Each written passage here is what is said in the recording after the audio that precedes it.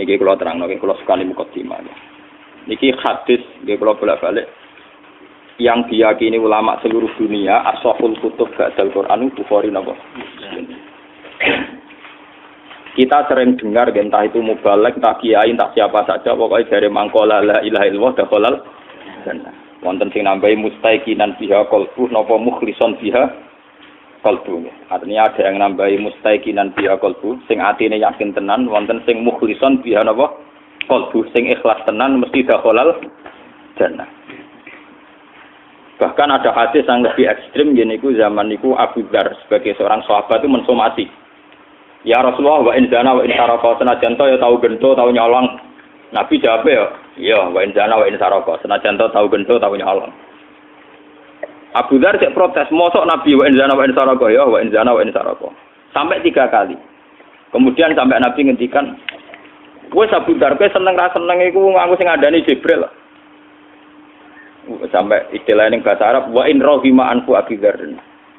Oh, 2 sari rong grumpung kandhani gak langsung muni ya dari Kanjeng Nabi. Lan kula termasuk kiai sing meyakini misah setengah sunat. Kok Nabi wis sering misah gitu biasa. Lho nggih teng hadis biasa wae lak wae hak niku maknane nggih cilaka sira wae. Nabi ku nak nerang sahabat gak paham-paham ngendikane sakilat kaummu. Cek siale mbok mbek anakku wis. Kok diterangno gak paham. Mbok Nabi ini Yogyakarta jadi sopan kabeh. Adane artine orang biasa Nabi. Tapi biasa misah biasa. Lah Nabi Ibrahim iki biasa misah. Uffil lakum wa lima ta'buduna. Uffil artine napa? Ya jancuk wae golongane ngono. Golongane wis wae ngoten. Abu Dzar bantah terus dari Kanjeng Nabi wa in rahima an Abu Dzar. Oh dasar Abu Dzar irunge grumpung ya. Irung coplok ya. Dari Abu Dzar, wis coplok lah, penting lega aku bantah. Nah ini nanti karena hal ini sensitif, saya nerangkan nanti 3 tahap. 1 dari formal riwayat ya, dan ini harus sampai pegang formal apa? Riwayat. Nomor 2 kemudian asal usul kenapa manusia segampang itu memahami mangkola la ilaha illallah dakhalal jannah. Terus yang ketiga dari segi hakikat, hakikatul ilmi, ya atau hakikatul ma'lum. Ya dari segi riwayat niki rukono ya. Dari segi riwayat itu tidak ada sebuah keputusan agama yang apapun objektifnya atau apapun benarnya tetap mengundang resiko. Nggih ngundang napa? Resiko. Agama Islam itu kan identik dengan Kanjeng Nabi Muhammad sallallahu alaihi wasallam. Dan jelas-jelas secara akurat, secara valid Abu Hurairah jelas-jelas didhawuhi Nabi kon nggih pengumuman nggih pengumuman mangkola la ilaha illallah mustaiqinan biha qalbu dakhalal wong sing yakin la ilaha illallah mesti mlebu swarga. Tapi ketika keputusan itu diumumkan oleh Umar, Abu Hurairah dicotos nanti tiba. Karena Umar mikir wong saiki apik gelem salat, gelem zakat, gelem sopan, kadang-kadang nak waras ya gelem sedekah, gelem apian nyepuro kancane barang pokoke do waras. Tapi gara-gara minimalis paham la ilaha illallah.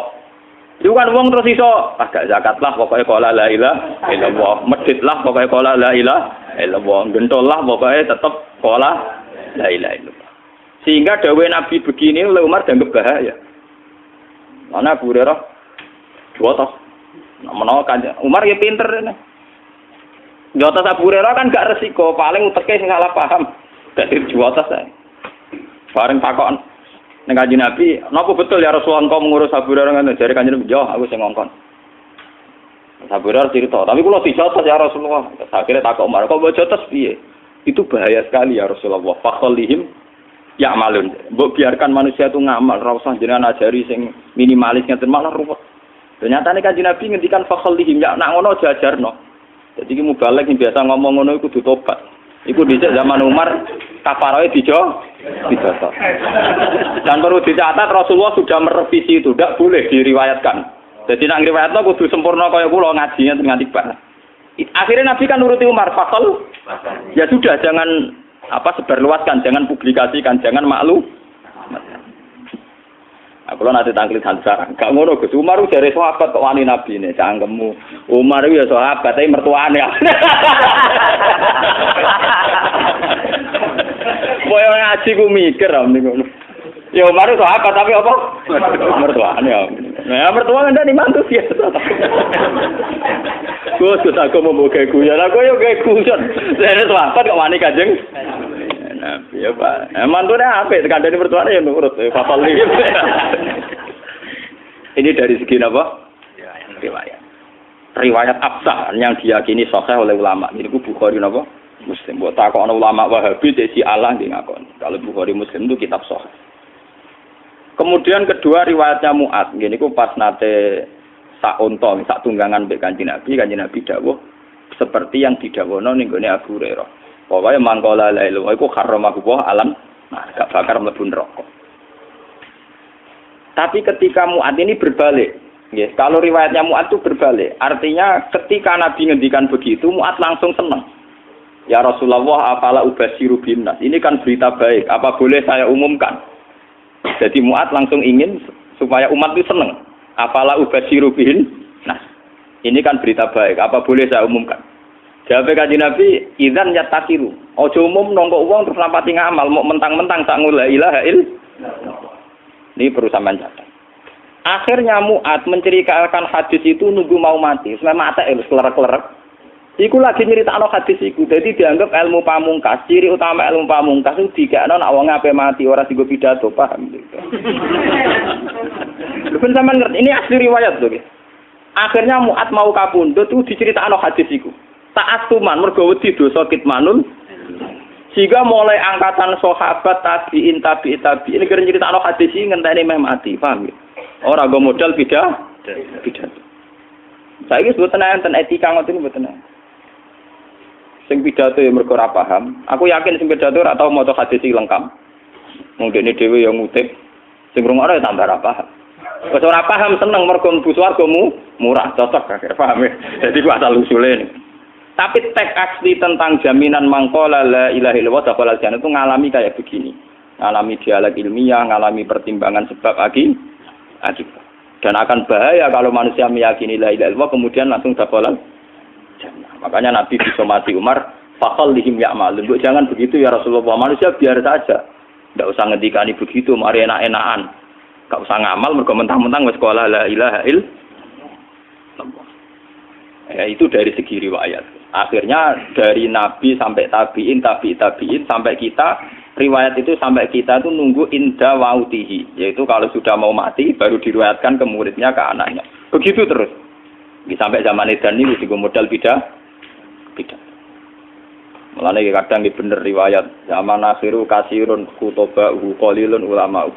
Sing tukang pidato akeh, ulamae mesti tidak. Artinya apa? Agama yang sampai ke masyarakat itu kan yang versi mubalek. Karena rata-rata ulama ora iso pidato, mergo ora lucu. Sing pidatone lucu laris, tapi cara menyebarkan agama bener ora tau sinau.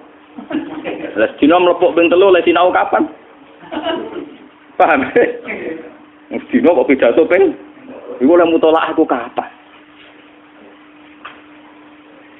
Gua boten nate pengajian teko. Mbok tampa kula ngundang pengajian iki boten nate. Omong terkenal. Oh tenan. Tapi rata-rata sing diundang balik rata-rata nanti ngaji kula mesti kula nuwun tenan ampun tenan. Nggih tujuan kula nggih sing khas ulama ben ulama. Ulama wis mulang ngaten iki ora usah pidato. Sing ngundang dosa. Paham? Ngundang dosa. Kula sering diundang tiyang tak omongi, kowe ojo gambar ulama kon pidato. Tapi niku kersane wonten ulama sing pidato dosa. Ora niat ngaji ngene gak gelem ya wis. Ulama gambar amen. Pidato ben pidato amen ngono. Tapi ya muga-muga tobat nak gawe ajaran salah.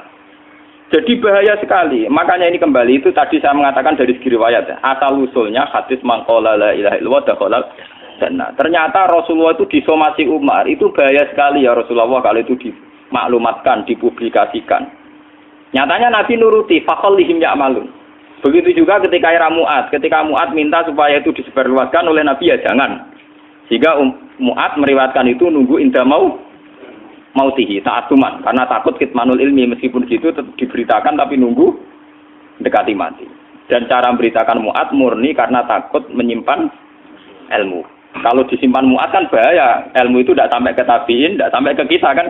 Andai kan saat itu Mu'ad tidak tapi kalau menceritakan secara berlebihan, secara arogansi, secara memanfaatkan nanti juga menjadi Islam yang gento-gento mergo mentang-mentang wis modal la ilaha illallah. Itu bahayanya kalau diceritakan secara ngawur melahirkan Islam gento. Mentang-mentang mangko la ilaha illallah. Tapi kalau tidak ada menceritakan sama sekali, ilmu ini hilang. Sehingga kita baca dua riwayat ini sudah sempurna. Riwayatnya tetap kita sampaikan, tapi sempurna. Termasuk pertimbangan fakholihim ya'mal.